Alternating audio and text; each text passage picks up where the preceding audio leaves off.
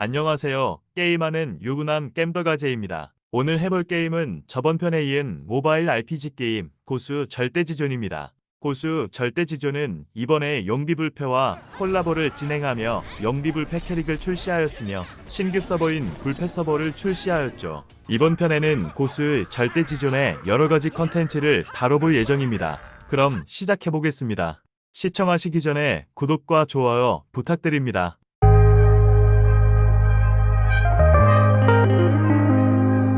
고수 절대지존에서 가장 메인 컨텐츠는 디무인 것 같습니다. 본인 캐릭터들과 상대편의 캐릭과 대결하는 방식인데 상대편의 전투력과 덱 구성을 볼 수 있으며 나보다 전투력이 낮은 상대편은 소탕으로 빠르게 끝낼 수가 있었습니다. 그리고 앵커분들의 덱 구성을 보면서 어떤 캐릭이 빙우에 좋은지도 참조하는 것도 좋습니다. 매주 새로운 시즌이 시작되며 시즌마다 티어 등급에 따라 보급과 진화석을 주기에 매일 꾸준하게 최소 5회씩 비무를 한다면 매주 많은 보상을 받으실 수 있습니다.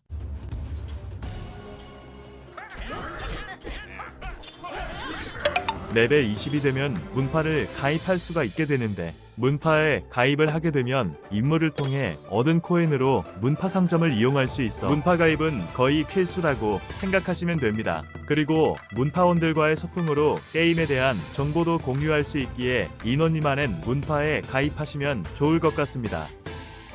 웹툰 고수를 보신 분의 고수 절대지존의 또 다른 재미는 획득한 캐릭터들의 스토리를 볼 수가 있는데 웹툰에서는 나오지 않은 각 캐릭터들의 특징과 성격도 나와 있어서 한 번씩 읽어보시는 것을 추천드립니다. 고수 절대지존의 스토리에서는 나찰려라는 캐릭터가 나오는데 새로운 스토리로 이어가는 부분이 웹툰 고수를 정말 이어서 보는 느낌을 주었습니다. 마치 웹툰 고수의 외전을 보는 것 같았습니다. 이대로 출시해도 많은 분들이 좋아하실 것 같네요. 고수 절대지존의 컨텐츠 중 하나인 무공돌파는 3개의 전투 웨이브로 처음에는 1명, 두 번째는 3명, 마지막은 정예 5명이 등장하는 전투 방식입니다. 무공돌파를 하게 되면 진화석과 장비 속성석을 주기에 본인 전투력에 맞게 진행하시면 됩니다. 진행한 레벨의 전 단계는 소탕이 가능하기에 시간이 없으신 분은 소탕으로 빠르게 끝내셔도 됩니다. 다음에는 악당 토벌인데 여기서는 보스 포함 31명의 적이 나오는데 60초의 시간 동안 적들을 빠르게 클리어를 하기만 하면 됩니다. 여기서는 캐릭터들의 업그레이드를 할 수 있는 영웅 경험치와 금화를 얻을 수 있습니다. 악당 토벌에서도 소탕이 가능하기에 시간 없으신 분들은 빠르게 소탕으로 진행하셔도 됩니다. 다음 컨텐츠는 신수정화입니다. 컨셉은 맹수를 다룰 수 있는 도사가 있었는데 고수로 인정을 받지 못해 거대한 구렁이를 앞세워 마을을 습격하는 것을 저지하는 컨셉입니다.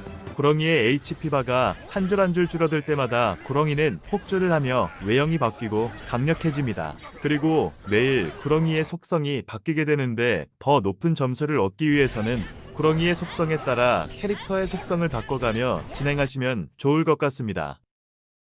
다음 컨텐츠는 비공멸살입니다.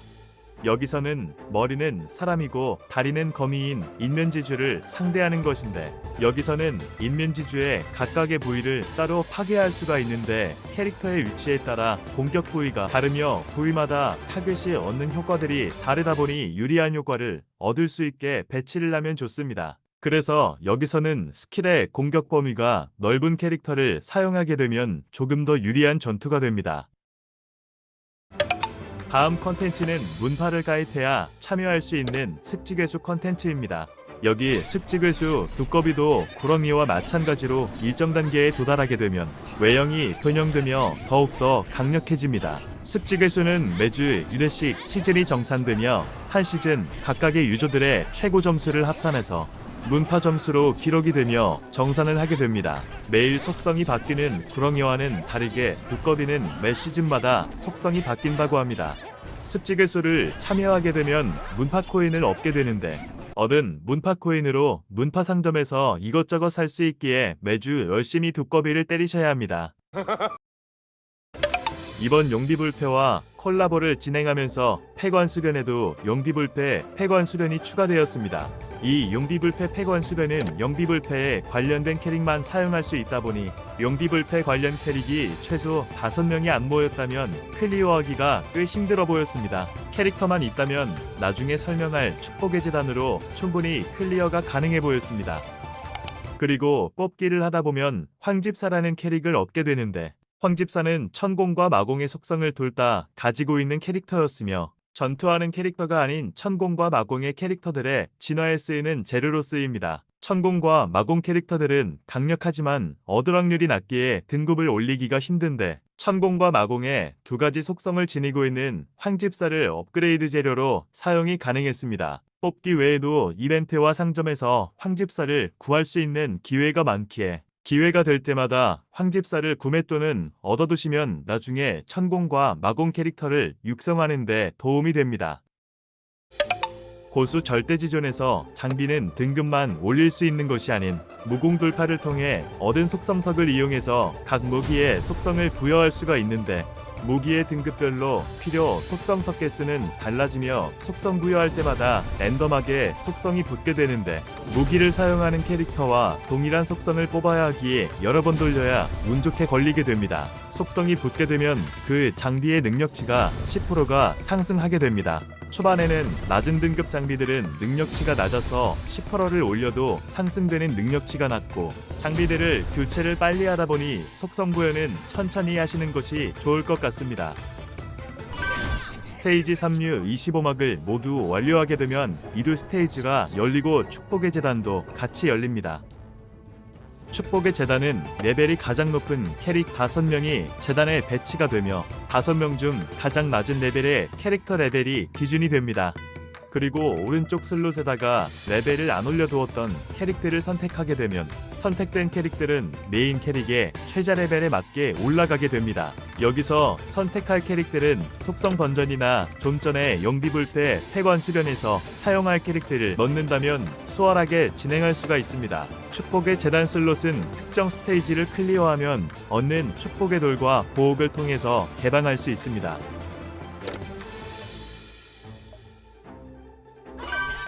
이르 스테이지 1막 1장을 클리어를 하게 되면 도전의 관문이 열리게 됩니다.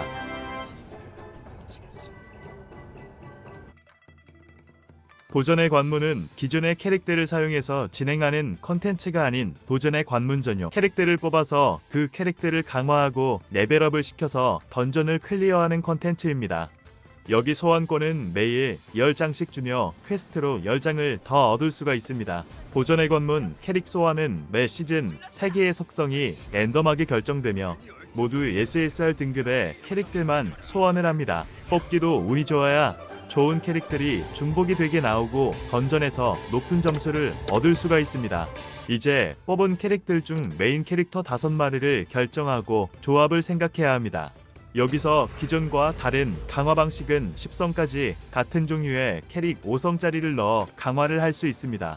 그래서 여기서도 좋은 캐릭보다는 중복으로 많이 나온 캐릭으로 진행하시는 것이 좋습니다. 여기서 보스는 웹툰 고수 원적에서 나오는 마도환생열비와 폭주열비가 보스로 나옵니다. 다른 컨텐츠와는 다르게 웹툰 원적에서 나오던 실제 보스급으로 나왔던 캐릭터를 그대로 구현해 나오다 보니 반가우면서도 재미있는 요소 중 하나인 것 같습니다. 도전의 관문은 4일간의 시즌을 가지고 있으며 시즌이 바뀔 때마다 마도환생열비와 폭주열비가 번갈아가면서 나오게 됩니다. 4일간 최대 80장의 캐릭을 뽑다 보니 아직 본 캐릭도 키우지 못한 11성까지 육성을 체험했습니다. 여기 보옥페 200 이벤트는 말 그대로 일정 보옥을 사용하면 2-3일 뒤에 맡긴 금액을 불려서 주기도 하며 특정 장비를 얻을 수 있습니다. 이건 이틀 후 페이백을 받았던 모습입니다. 보옥을 수령하자마자 다음 단계의 페이백을 진행을 하네요. 필요 보옥은 많이 늘어난 만큼 장비도 좋은 것을 줍니다. 스테이지를 진행하다 막히는 부분이 있으면 이런 소탕 기능을 통해 보스가 나오는 스테이지에서 소탕을 돌려 장비 상자를 얻으면 캐릭터 장비 업글을 빠르게 할 수 있습니다. 각 스테이지마다 얻는 장비의 등급도 올라가다 보니 무리하게라도 맵을 뚫어야 합니다. 이제 각 장비들의 등급마다 옵션들이 높아지다 보니 전투력 차이가 점점 심해집니다. 정신없이 스토리를 진행하다 보니 거의 막바지에 온 것 같습니다. 여기 나찰려는 어딘가 보스로 나올 줄 알았는데 대화로만 나오고 끝내 전투에 참여를 하지 않았습니다. 원작에서는 적으로만 나왔던 귀용이 여기서는 주인공을 돕는 역할로 나옵니다. 정말 스토리는 잘 짠 것 같습니다. 하지만 스토리 스테이지가 짧아 너무 빨리 끝난 느낌입니다. 이번이 시즌 1 스토리라 다음 시즌 스토리도 기대가 됩니다. 시즌 1의 스토리를 모두 마무리를 하게 되어 가이드 퀘스트를 모두 완료할 수 있었습니다. 이제부터 본격적인 게임이 시작되는 시점 같습니다. 꽤나 긴 튜토리얼을 끝낸 느낌입니다. 축복의 재단을 통해서 캐릭터들을 강화시켰더니 용비불패 폐관 수련도 클리어했습니다. 100증을 클리어하게 되면 여러가지 보상과 용비 캐릭의 스킨을 받을 수 있었습니다.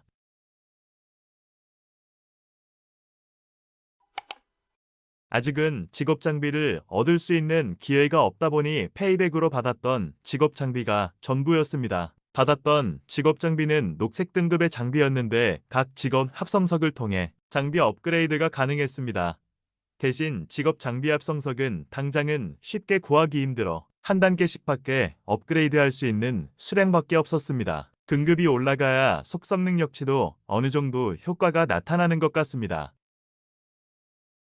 그리고 메인 캐릭터들과 과거 4,000원 캐릭터들은 스킨들을 가지고 있는데 스킨들을 사용하게 되면 캐릭터 이름과 외형이 바뀌며 능력치들도 올라가게 됩니다. 용비불패 폐관 수련을 클리어하고 받은 용비 스킨은 용비의 젊었을 때의 모습으로 바뀌게 되네요.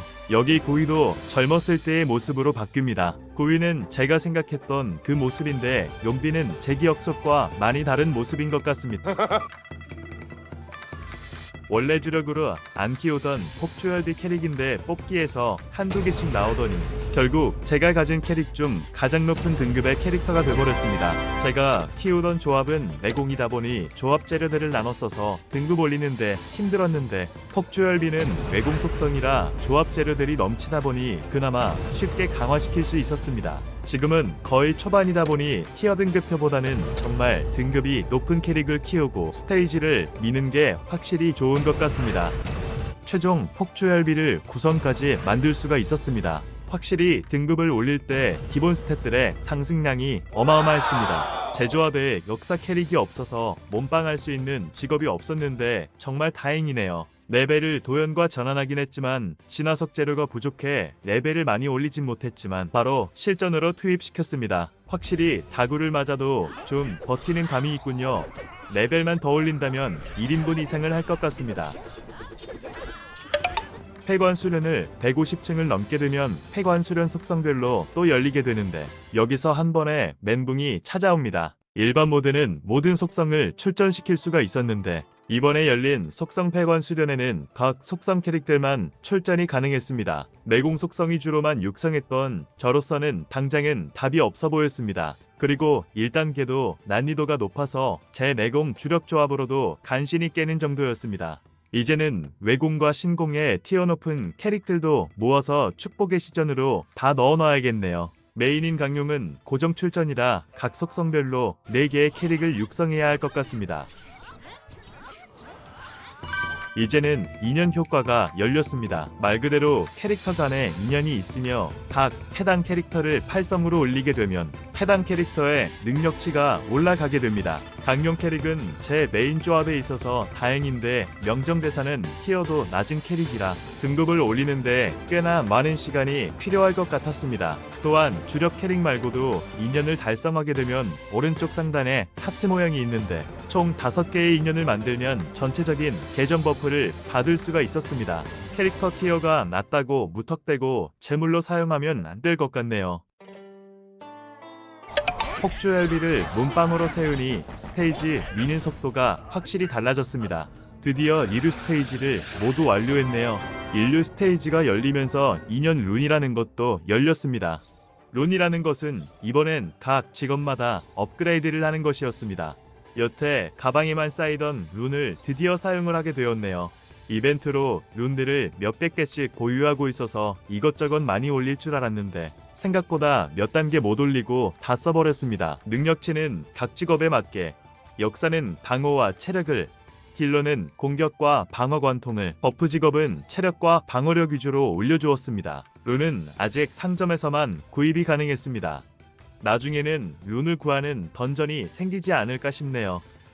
폭주혈비가 운 좋게도 10성을 달성하게 되었습니다. 10성을 달성하게 되면 잠재 능력을 올릴 수가 있는데, 여기서는 습지괴수에서 얻었던 주사위를 사용하게 되는데, 주사위를 굴려서 랜덤하게 나오는 능력치를 골라야 했습니다. 등급도 높게 나와야 하지만 속성도 맞게 나와야 하기에 꽤 많은 주사위가 필요해 보였습니다. 그리고 각 직업마다 필요한 능력들이 있기에 한 개의 캐릭을 완성하기도 빡세 보이네요.